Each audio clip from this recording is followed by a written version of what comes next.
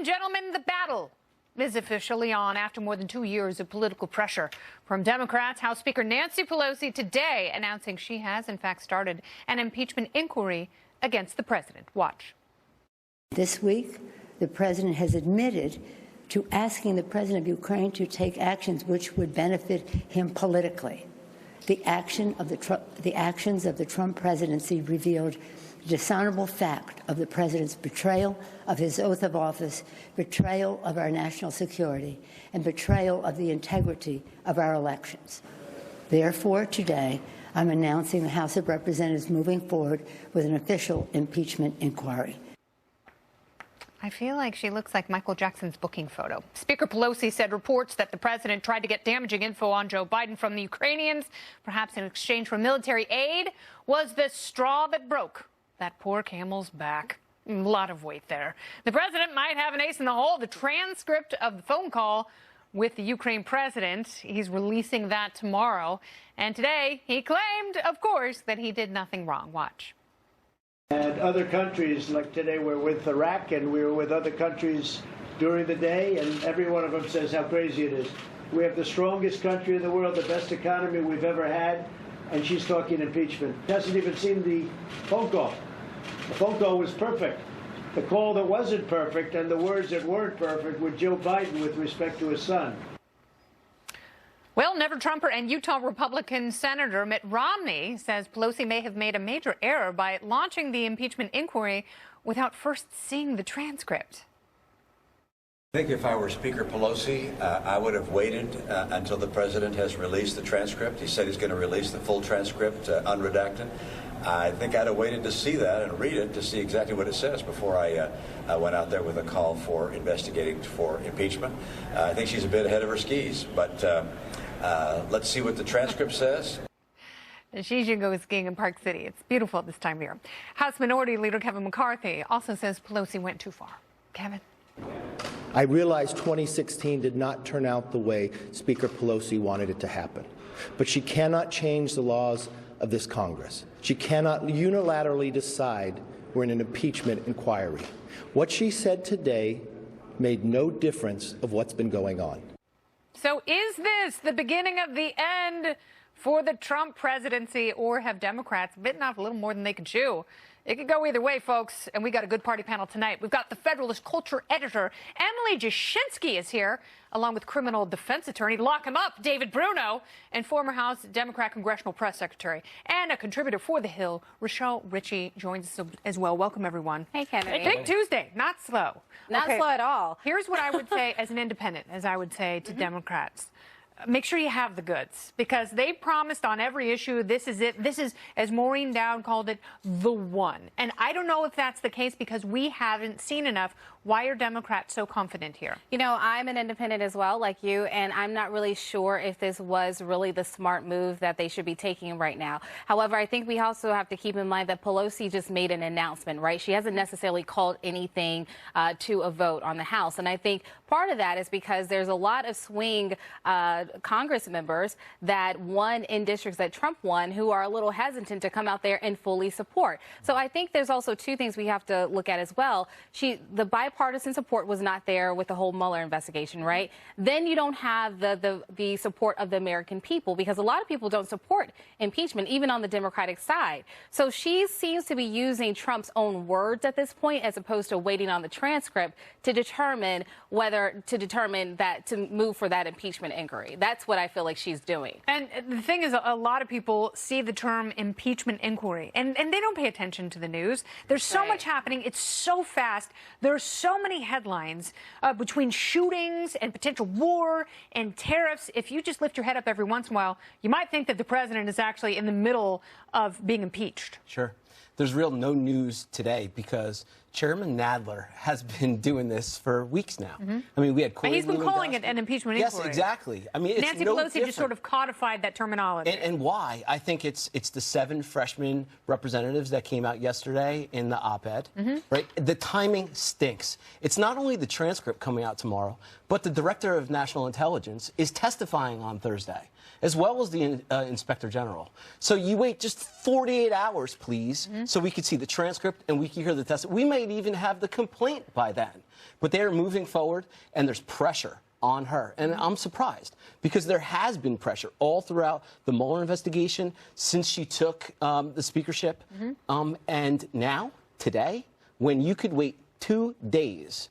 And I think that's the consensus nationally. So, well, what does that tell us? Is it something about the speed of the news cycle and the fact that crazy things happen so quickly, and then as quickly as they happen, they're gone? Like today, we're not talking about immigration. We're not talking about kids being locked up in cages. We're not talking about gun control. We're not talking about any of that. We're just solely focused on this. What does it tell you? Well, and they're in the heat of a primary. And so all of the 2020 candidates are going to be talking about this, which puts pressure because it ratchets up the base's appetite for something like this. And I actually think Nancy Pelosi may understand exactly what you just explained, that the transcript may not be entirely damning, that all of the information when it's disclosed may not be entirely damning. And what she's doing is rhetorical. Until she calls a vote on the House floor, this is just rhetoric that's used to help her moderate members. It's a fact-gathering exercise. Yes, and it's going to be more of what Jerry Nadler is doing. And let's just call it an impeachment inquiry, and that'll make some people think that we're pursuing impeachment, and others think that we're just sort of dipping our toes into the water. Whether you're in a purple district or deep blue district, it's actually not a bad framing from her perspective. Okay, so if it backfires and they do go into full impeachment proceedings, that could be bad for Democrats if it doesn't work. If the president is not convicted in the Senate. Well, we know he's not going to be convicted in the Senate. I mean, we know that he's not going to be convicted. If he's done something really, really wrong, it has to be and really promised bad. something, and John Bolton was like, "Don't you dare withhold that money from Ukraine." It has to be something really, really bad. Donald Trump is not going to be removed from office, and so is he going to be impeached? Though it's possible. Does it matter? It's possible. I mean, they have the House Judiciary. They have the votes. Hopefully, I would hope that she obviously. Well, I would hope that she knows that they have the votes, because right now they don't have 218. Yes. Possibly she's thinking that she can get there, and as a woman who I'm hoping she can obviously count, being our speaker, I believe that she believes she has the votes to impeach. But I think that you're right when you talk about the American public seeing this as like, oh, they're going to get him out. No, people, this is not going to remove Trump from office. No. We have to go to the ballot box. It's what if made that's what Bill we want. Clinton a legend. Yeah. And they may think if we push this to spring, it'll really hurt him in the general election. It's like, it actually won't, because as we talked about, the news cycle moves so quickly. People who are mad about it are going to stay mad until November. And if the economy stays as it is, then, you know, I think it really could politically backfire. But what does it mean exactly for the 2020 election? According to the president himself, it could help him win again. Watch. Our country's doing the best it's ever done. They're going to lose the election, and they figure this is a thing to do. I mean, if she does that, they all say that's a positive for me. All right. The president's campaign manager, Brad Parscale, said in a statement, quote, Democrats can't beat the president, President Trump, rather, on his policies or his stellar record of accomplishments. So they're trying to turn a Joe Biden scandal into a Trump problem. The misguided Democrat impeachment strategy is meant to appease their rabid, extreme leftist base, but will only serve to embolden and energize President Trump's supporters and create a landslide victory for the president. That is a very solid piece of propaganda. But Democrat frontrunner Joe Biden today said the president's got to go. Joe? If we allow a president to get away with shredding the United States Constitution, that will last forever. Too many people, too many good, decent people have taken an oath to this nation and given their lives over the past 243 years to let that happen. 243. Elizabeth Warren tweeted, quote, no one is above the law, not even the president of the United States. Congress has the constitutional authority and responsibility to hold the president accountable. This is not about politics. This is about principle. We must begin impeachment proceedings. So will this impeachment inquiry or proceeding help or hurt the president's campaign? So, Elizabeth Warren wants a job that she could easily be fired from. Does that seem strange to you? It seems strange. What's so fascinating to me about this particular thing is a clip that you just played of President Trump saying that phone call was perfect. So now Democrats have to build a case that something the president readily admits to is shady. And he's out there in the open saying it was perfect. And so now they have to convince the public that something the president is, in fact, proud of was seedy, was shady, was corrupt, and they are going to have a very hard time making that case.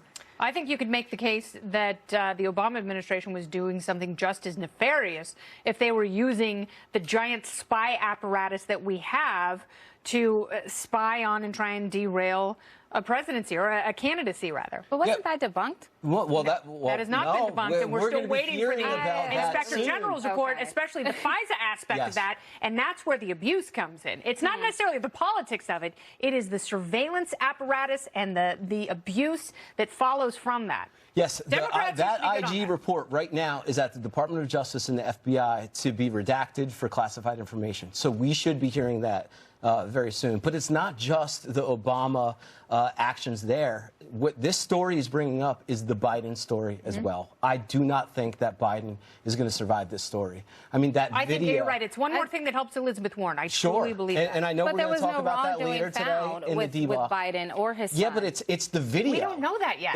It's the video. That's funny because that's an interesting, these are not the droids you're looking for talking point. Because but everybody knew that his son was like everyone's known that his son has been involved with him. Yes, but there's one thing that he cannot explain, and the question is, why was Hunter Biden making so much money? And it seems like a perfectly innocent question, but there is absolutely no non-swampy answer to that, and so it makes the Biden family look a little bit Clinton-esque, and that is not good for him at all because they can't. So that's why Trump reached out to a foreign agent to investigate. No, I think that's why you've seen the Democrat Party, and it's not okay for either side. And I have said that from day one. I said that at the beginning of this whole thing. No one should be going to Eastern Europe for Oppo research or dirt. It is unacceptable. And if this president did that, shame on him. Absolutely. Joe Biden shouldn't have been doing it. And President Obama shouldn't have been doing it. Hillary Clinton shouldn't have been doing it. The DNC should not have been paying people for it.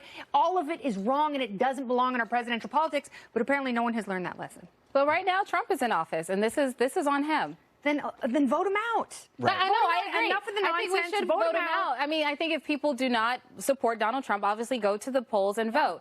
But, however, right now, this is about Donald Trump and a possible impeachment of him. This has nothing to do right now with Obama or Biden. It does. Well, if you are looking at the surveillance state, and if you are looking at abuses of power, and if you are looking at too much executive power that was expanded by Presidents Bush and Obama, then you have to say, yeah, we have to rein that in, regardless of who's in office and what party they belong to. You cannot get away from the Biden statement that he made. There's a video in 2018 that he said he told them that he's going to withhold $1 billion of guaranteed loan if they didn't fire the prosecutor. Yes. So when you're talking about what when you're talking about what Donald Trump, when you are talking about what Donald Trump just said to the Ukraine president, you have to consider that underlying fact in the conversation, and that is why he will not survive this primary. Yeah, and I think people are right to ask, okay, if you're condemning this guy for it,